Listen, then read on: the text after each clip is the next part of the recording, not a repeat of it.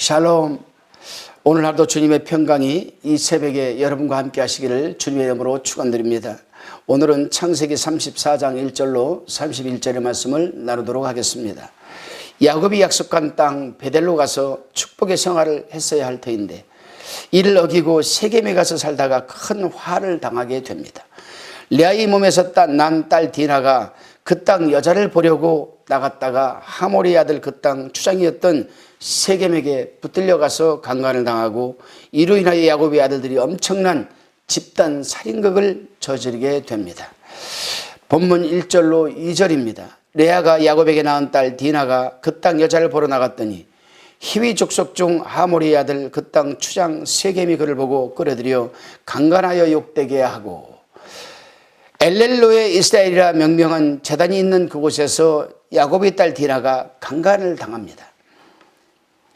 형 에서와의 관계가 해결됨으로 시작된 평화가 채 가시기도 전에 찾아온 엄청난 여러분 고통과 어려움이었습니다. 야곱이 무슨 잘못한 결과로 찾아온 어려움도 아닙니다.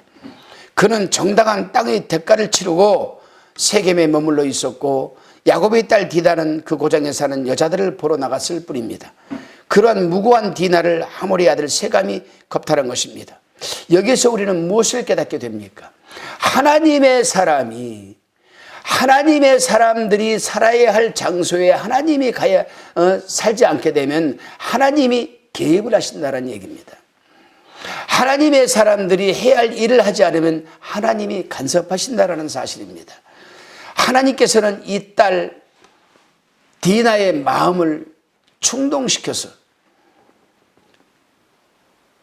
이 험악한 사람들이 사는 도시에 자기 같은 여자들이 어떻게 사는가 보러 나갔다가 그만 강간을 당하고 만 것입니다. 뒤편에 나오겠지만은 이제 이로 인하여서 야곱은 도망자 신세가 되고 맙니다.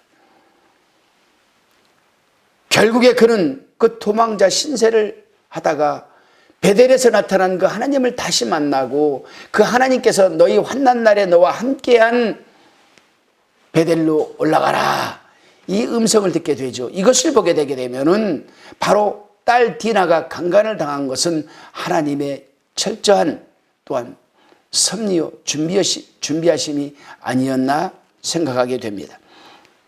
갑작스럽게 찾아온 야만적인 여러분 폭력 앞에서 디나의 아버지 야곱과 형제들이 마음은 찢어졌습니다. 무방비 상태로 폭력에 겁탈당한 디나의 친오빠인 시므온과 레이는 하물과 세겜에게 복수를 하려고 중대한 결심을 합니다. 그들은 거짓으로 하물과 세겜을 속여 그들과 그 마을 주민들이 할례를 받게 한 뒤에 그들이 고통당할 때 칼로 성을 깁습하여 그 성의 모든 남자를 죽입니다. 뿐만이 아닙니다. 시므온과 레위 외에 야곱의 아들들은 그 성읍으로 가서 양과 소와 나귀와 그 성읍에 있는 것과 들에 있는 것과 그들이 모든 재물을 빼앗았고 그들이 자녀와 그들이 아내들을 사로잡기까지 했습니다. 과연 이것이 이스라엘이라는 하나님과 싸워서 이겼다라고 이름을 받은 축복이 이 가족답게 살아가는 모습이겠습니까? 저는 이 모습을 묵상을 하면서 한번 또 생각을 해보았습니다. 하나님의 집에 와서는 장로라는 직분으로, 집사라는 직분으로, 권사라는 직분으로, 목사라는 직분으로 참으로 거룩하고 근엄하고 하나님이 기뻐하는 모습으로 신앙생활을 한다고 하지만 교회 문 밖에 나가서는 목사가 아닌 장로가 아닌 집사가 아닌 권사가 아닌 세상 사람보다도 더한 모습으로 살아가는 우리는 모습을 종종 보게 됩니다. 우리는 신문 지상을 통해서 종종 그러한 소식을 접하게 됩니다. 그럴 때마다 얼마나 부끄럽고 아버지 앞에 죄스럽고 나도 저런 사람이었구나 깨달을 때가 많습니다. 여러분, 디나를 겁탈함으로 시작된 폭력은 불처럼 타올라 세겜의 마음을 불태웠고 세겜 주민들은 철저하게 사함을 또한 파괴당합니다. 야곱의 아들들이 복수가 잔인한 것은 디나를 겁탈한 세겜 개인을 향한 복수가 아니었고 그 마을 주민들 모두를 향한 복수였기 때문이었습니다. 그들은 그 마을이 다른 무고한 모든 사람들을 죽였고 잡았고 빼앗았습니다. 눈에는 눈, 이에는 이 정도의 동형복수가 아니라 몇 배의 복수를 지금 하고 있는 것입니다. 이처럼 창세기 34장은 무고한 사람들에게 가해진 폭력과 그로 인해 들려오는 신음으로 가득 찬 성으로 변모하고 말았습니다. 누구 때문에 이렇게 성이 잔인한 여러분 성으로 변모했습니까? 바로 야곱과 그 가족 아들들 때문에 이렇게 한 마을 전체가 쑥대밭이 된 것이 아니겠습니까? 이 폭력과 복수로 엘렐로의 이스라엘이 고백이 담긴 세겜 땅은 더 이상 하나님을 기억하는 땅이 아니라 악취가 나는 땅, 피비린내가 나는 땅, 죽음의 위협이 도사린 땅으로 여러분 변모하고 말았습니다. 여기서 저는 또 한 가지를 묵상해 보았습니다. 아, 그렇구나. 지금은 우리가 하나님의 기뻐하는 종이요, 장로요, 집사요, 권사라 할지라도 언제 어느 때 우리 속에 이 내면 깊숙이 자리 잡고 있는 이 쓴뿌리, 이 악의 뿌리들이 언제 위로 올라와서 우리를 사단의 하수인으로 변모시킬지 모른다는 사실입니다. 왜요? 우리에게는 그 원죄라는 것이 있습니다. 그 원죄는 이미 우리는 십자가를 통해서 탕감을 받았습니다. 죄사함의 은총을 받았습니다. 그래서 구속의 은혜도 받았습니다. 그러나 그것은 과거에 받았던 것입니다. 현재는 우리가 그 과거에 받았던 죄사함의 은총과 구속의 은혜를 잊지 않고 온전한 구원을 이루기 위해서 우리는 자신과의 영적인 싸움에서 이겨내야 하는 것이 아니겠습니까? 적어도 주님이 부르시는 날까지 말입니다. 그래서 우리는 순례자입니다. 오늘 하루도 여러분 열심히 자신과 싸워 이겨내시는 하루가 되시기를 주님의 이름으로 축원드립니다. 30절입니다. 야곱이 시므온과 레위에게 이르되 너희가 내게 화를 끼쳐 나로 이 땅 사람 곧 가나안 족속과 브리스 족속에게 냄새를 내게 하였도다. 나는 수가 적은즉 그들이 모여 나를 치고 나를 죽이리니 그리하면 나와 내 집이 멸망하리라. 그렇습니다, 여러분. 폭력으로 인한 무고한 사람들의 고통은 삶의 터전을 악취나는 것으로 바꾸어 놓게 됩니다. 이스라엘이 하나님을 향한 제단은 쌓은 그곳에서 야곱은 다시금 자신을 죽일 족속들을 두려워하며 길을 떠나야 하는 처지가 되고 만 것입니다. 이게 얼마나 참 비참하고 얼마나 수치스러운 모습이겠습니까, 여러분? 하나님을 향한 제단을 쌓은 그곳이, 그래서 엘렐로의 이스라엘은 그 제단을 쌓아놓은 곳에서 그는 도망을 가야 되는 신세로 지금 전락하고 말았다 이 말입니다, 여러분. 이 말씀을 좀 더 오늘날 우리 신앙생활에 대입을 시켜서 말을 해보게 되면은 우리 믿는 자들의 여러분 입장에서 대입하여서 한번 확대 해석을 해보게 되면은 교회를 다니는 사람이 그 교회를 지금 도망가게 되었다 이 말입니다, 여러분.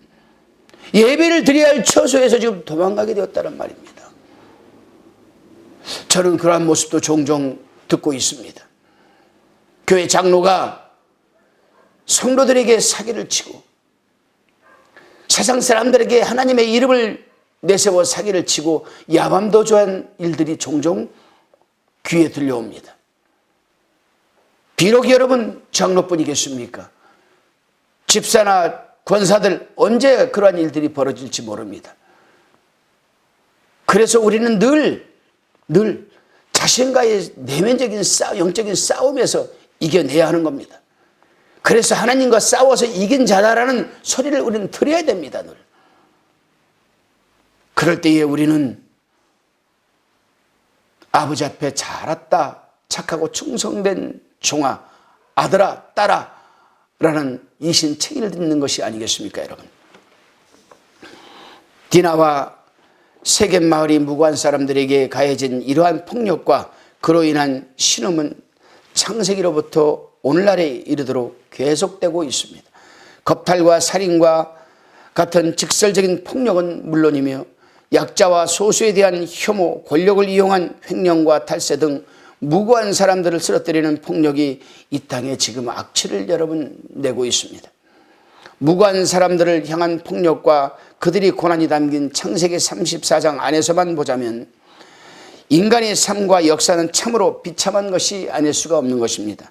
창세기 34장 안에는 아무리 살펴보아도 보이지 않는 것이 하나 있습니다. 무엇입니까? 바로 하나님이 보이질 않습니다. 34장에는 하나님이 보이질 않습니다. 하나님이 안 보이니 사람들은 죽이고 죽임을 당하며 강탈하고 거짓을 일삼니다. 오늘날도 마찬가지입니다.